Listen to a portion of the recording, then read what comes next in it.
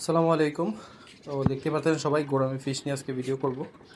আর আজকে ভিডিওটা করার মেইন রিজন হলো কিছুদিন আগে আমি আমার এক পেয়ার গোরামি ব্রিডিংয়ে বসেছিলাম। তো ওই প্রসেসটাই আপনাদের কাছে আজকে শেয়ার করব। তো ফার্স্টে আপনারা ব্রিডিং করানোর জন্য একটা পর্যাপ্ত পরিমাণে পানি দিয়ে একটা ট্যাঙ্ক রেডি করবেন। আর প্রেফার করবেন যে ট্যাঙ্কের পানিটা যাতে আগে কোনো একটা অ্যাকুয়ারিয়াম ইউজ করা হয়েছে এরকম। আর যতটুকু পারেন একটা ট্যাঙ্কের মধ্যে একটু প্ল্যান্ট দেওয়ার চেষ্টা করবেন। আর সবচেয়ে বড় কথা হলো ওদের ব্রিডিং করার জন্য ওদেরকে যে বাবল নেস্ট তৈরি করার জন্য একটা স্পেস করে দিবেন, যাতে ওরা সহজেই এখানে বাবল নেস্ট রেডি করতে পারে। তো রেসি বাচ্চাগুলো ডিম থেকে ফুটে বের হয়েছে। আমি যখন আজকে ছাদে আসছি তখনই চোখে পড়লো জিনিসটা। তো অনেকদিন ধরে ছাদে আসা হচ্ছে না, যেহেতু ব্রিডিংয়ে বসায় গেছিলাম, তো ওই জন্য টেক কেয়ারটা তেমন একটা করি নেই। তো আজকে যখন দুপুরবেলা ছাদে আসছি তখন এসে দেখছি যে বাবল নেস্টের একদম চারপাশ বাচ্চা দিয়ে ভরে গেছে।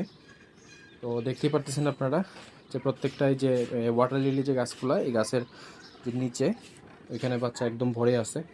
তো আপনারা চাইলে এভাবে সহজেই গোরামি ফিশ ব্রিডিং করতে পারবেন। তেমন এক ঝামেলা কোনো কিছুই না, একদমই ইজি একটা ব্যাপার। শুধু ওকে আপনারা মনে করেন যে একটা সুন্দর ট্যাঙ্ক রেডি করে দিতে হবে আর সেফ ফিল করাইতে হবে।